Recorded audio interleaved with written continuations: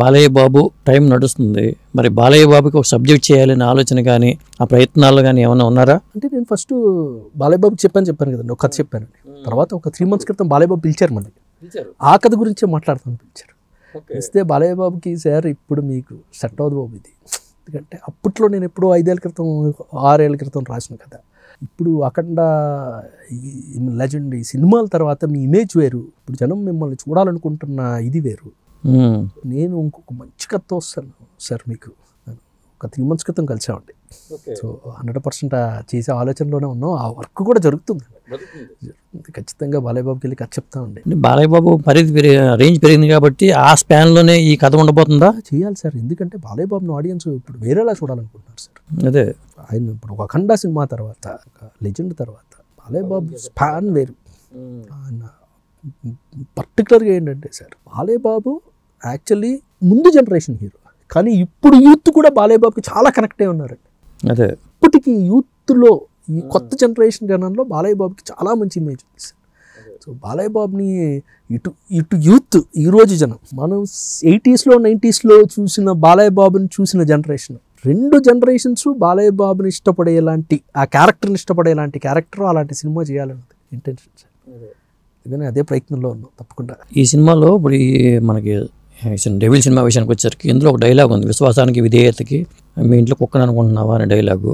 అది కొంతమంది ఏమన్నారంటే అది బాలయ్య బాబుని ఉద్దేశించే ఆ సినిమా డైలాగ్ రాశారు, కళ్యాణ్ రామ్ అన్నారు అంటున్నారు. దీనికి మీరేమంటారు? అసలు కాదండి, అది సినిమాలో మీరు చూసారు కదా. బట్టి మీ కాంటెక్స్ట్లో ఒక బ్రిటిష్ ఆఫీసరు, ఒక బ్రిటిష్ వాళ్ళకి పనిచేసే వ్యక్తి కాబట్టి హీరోని ఇంతకాలం మా దగ్గర విశ్వాసంగా పనిచేసావు కదా అంటే, ఆ కాంటెక్స్ట్లో హీరో చెప్పిన డైలాగ్ తప్ప దాంట్లో అసలు ఆ డైలాగ్ రాసినప్పుడు కానీ, లేకపోతే ఆ డైలాగ్ని హీరో గారు చెప్పినప్పుడు, కళ్యాణ్ రామ్ గారు చెప్పినప్పుడు కానీ అసలు అలాంటి ఏ రకమైన ఇంకొక దాంట్లో వేరే అర్థం చూపించాలని కానీ, లేకపోతే ఇంకో ఇంటెన్షన్తో కానీ రాసిన డైలాగ్ అస్సలు కాదండి. అసలు అలాంటిది ఎందుకు వచ్చిందో కూడా నాకు తెలీదు. కంప్లీట్గా సినిమా కాంటెక్స్ట్ వేదిక మీద కళ్యాణ్ రామ్ గారు చెప్పారు కాబట్టి, మీరు ఏమంటే అది నా క్యారెక్టర్ అని కళ్యాణ్ రామ్ గారు అన్నారు కాబట్టి రకరకాల మనుషులు రకరకాలుగా అన్వయించుకుని ఉండొచ్చు సార్. సో అది అన్వయించుకోవడమే తప్ప అసలు అందులో అలాంటి ఉద్దేశం లేదు, ఆ ఇంటెన్షన్ కూడా. అది ముందుగా ఎప్పుడు రాసిన డైలాగే, ఎప్పుడు రాసిన డైలాగ్ సార్. అన్న పైగా అది షూటింగ్ జరిగిపోయి 1 year అయిపోయింది సార్. ఓకే, షూటింగ్ జరిగిపోయి చాలా చాలా కాలం అయిపోయింది ఆ పార్ట్ షూట్ చేసేసి. సో అప్పట్లో అసలు ఇలాంటి వివాదాలు లేవు, ఇలాంటి ఉద్దేశాలు కూడా లేవు ఎవరికి. అంటే ఇంకొకటి ఏంటంటే, నేను కంప్లీట్ సినిమాని ఇప్పుడు సినిమాగా చూడాలి, సినిమా ద్వారా ఇంకొకటి ఏదో మెసేజ్ పాస్ చేయాలన్నది నాకు ఎప్పుడు ఆ ఇంటెన్షన్ ఉండదండి రాసేటప్పుడు. ఇంకొకటి ఏంటంటే, సుభాష్ చంద్రబోస్ మీద నిఖిల్ స్పై సినిమా కూడా అదే బ్యాక్ డ్రాప్ తిరిగింది సుభాష్ చంద్రబోస్ మీద. ఈ సినిమా కూడా అదే. మరి ఇట్లా మొనాటనే అయిపోతుంది, మనం ఇదే ఎంచుకోవడం ఎందుకు అనే ఆలోచన రాలేదా? లేదు సార్, అంటే మేము సినిమా స్టార్ట్ చేసేటప్పుడు అసలు స్పైలో ఇలాంటిది ఉందన్న విషయం మాకు తెలియదు. మాకు తెలియదు సార్. సినిమా స్టార్ట్ చేసిన తర్వాత ఇలాంటిది ఏదో ఉంది అని తెలిసినప్పుడు కళ్యాణ్ రామ్ గారు, ఆయన చరణ్ తేజ్ ఉప్పలపాటి గారు సినిమా ప్రొడ్యూసర్కి ఫోన్ చేసి మాట్లాడినప్పుడు ఆయన వాళ్ళ సినిమాలో ఏంటుంది అన్న విషయం చెప్పారు. అయితే మేము వెంటనే మాకు అర్థమైంది ఏంటంటే, మా సినిమాలో ఉన్నది వాళ్ళ సినిమాలో ఉన్నది అసలు కంప్లీట్గా డిఫరెంట్, ఆ సినిమాకి మనకి ఏం సంబంధం లేదు అని మేము ఆ క్లారిఫికేషన్ తీసుకున్న తర్వాత మేము కంటిన్యూ అయ్యాం. అంటే మేము అనుకున్నప్పుడు మాకు అసలు తెలియదు అలాంటిది ఒకటి ఉందని. కాకపోతే ఇప్పుడు RRR సినిమా తీసుకుంటే అల్లు సీతారామరాజుని కొమరం భీముని కలపడం అనేది కల్పనే చెప్పాలంటే. ఇప్పుడు ఈ సినిమాలో కూడా సుభాష్ చంద్రబోస్ని పెట్టుకుని అంత కల్పించి తయారు చేశారు. ఇది చరిత్రను వక్రీకరించడం కాదా? ఇలాంటి జానర్ ఒకటి ఉందండి, ఆల్టర్నేట్ హిస్టరీ అని చెప్పి. ఎలాగో హాలీవుడ్లో ఇలాంటి జానర్ ఉంది. ఇప్పుడు ఇంగ్లోరియస్ బాస్టర్డ్స్ లాంటి సినిమాల్లో, ఆ సినిమాలో యాక్చువల్లీ హిట్లర్ని వాళ్ళు చంపేసినట్టు చూపిస్తారు.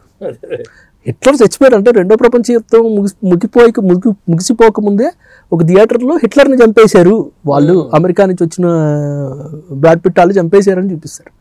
సో ఆల్టర్నేట్ హిస్టరీ అనే జానర్ ఎప్పటి నుంచి నడుస్తుంది.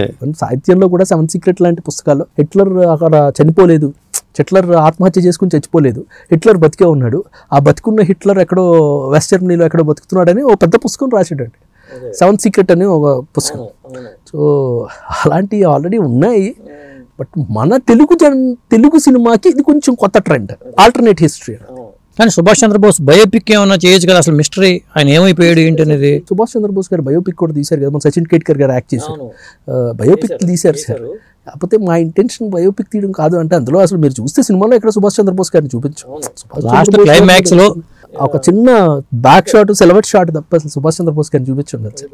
సో ఇంటెన్షన్ అయితే 100% అది. అసలు సుభాష్ చంద్రబోస్ గారిని చూపించకూడదు, ఆయన మీద కథ కాదు సార్, ఇది డెవిల్ కథ. సినిమా టైటిల్ డెవిల్, కథ డెవిల్ కథ. సుభాష్ చంద్రబోస్ గారు అన్నది ఒక చిన్న back drop of the film sir. దాన్ని ఒక చిన్న బ్యాక్ డ్రాప్ గానే వాడాం. ఓకే, అంటే ఆయన మీద కథ చేయాలంటే వేరేలా చేయాలి సార్.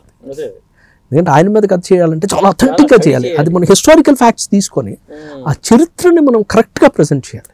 ఇది మనం చరిత్రలోని కొంచెం ఆల్టర్నేట్ చేసి దాంట్లో ఉన్న కొన్ని కాన్స్పిరసీ థీరీస్ ఉన్నాయి సార్. సుభాష్ చంద్రబోస్ గారు నిజంగా చనిపోలేదని చాలా కాన్స్పిరసీ థీరీస్.